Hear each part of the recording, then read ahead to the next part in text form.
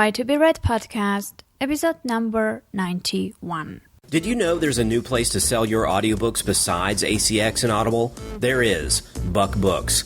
Authors, I know most of your audiobooks are sold exclusively through ACX, but on any new books you have, a one-day sales pit stop at Buck Books is a no-brainer. When your narrator finishes your audiobook, send us the files and we will feature it to tens of thousands of our active subscribers and growing for one day only. You get some great sales, and the very next day you can upload it exclusively to ACX. This is a great way to help offset the cost of production on a new audiobook and start building a strong relationship with the world's hottest free book promotion service, Buck Books. Not sure how to go about getting your book made into an audiobook, or having trouble deciding if audiobook production is right for you?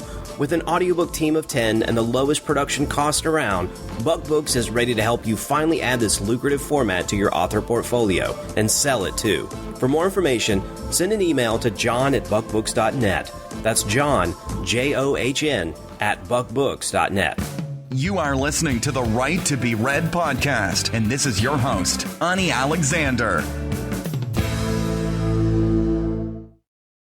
Hello, everyone, and welcome to the Right to be Read podcast, the podcast that inspires and encourages writers. I'm your host, Ani Alexander, and today we will be having a short solo episode, and that's because I would like to share with you about the lessons I have learned this week. And the reason for this is that the whole week I've been thinking a lot. The more I thought, the more I got confused.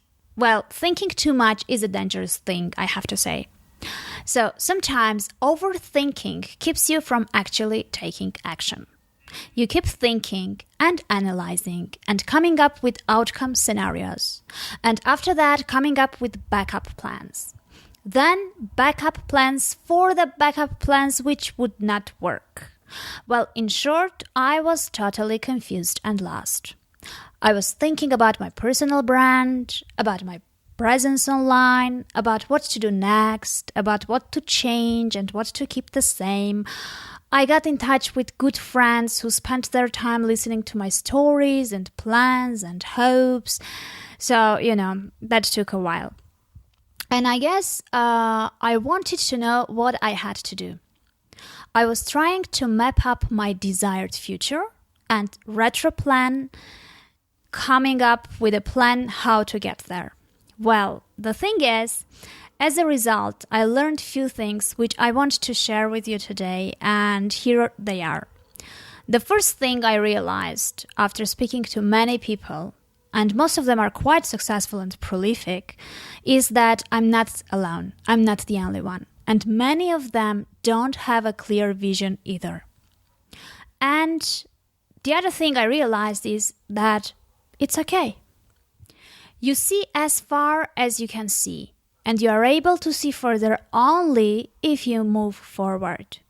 So by staying in one place and not moving, you won't see the future, I'm afraid. No one knows where he or she will end up. We can't predict how life will turn out.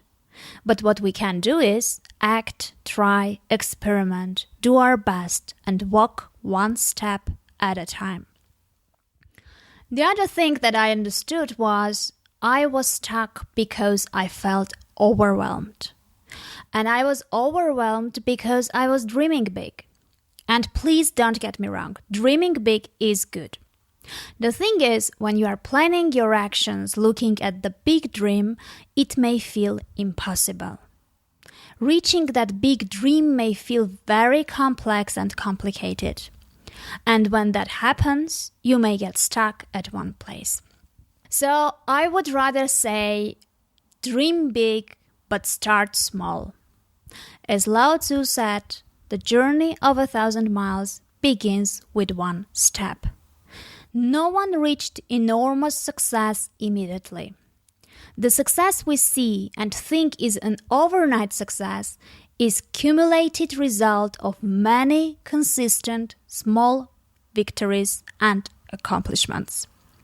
So instead of feeling confused and instead of panicking because I did not know what to do next, all I had to do was take the first step and see where it takes me.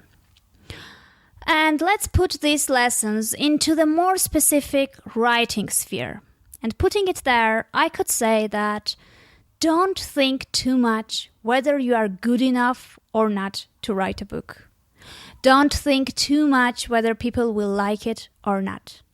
Don't overthink about how to promote, market, and sell it. And also, don't think about a 600-page novel right away. Simply take action and write your first page. Well, I guess that's it for now. I wish you a good weekend. Move forward by writing one page at a time and enjoy the process.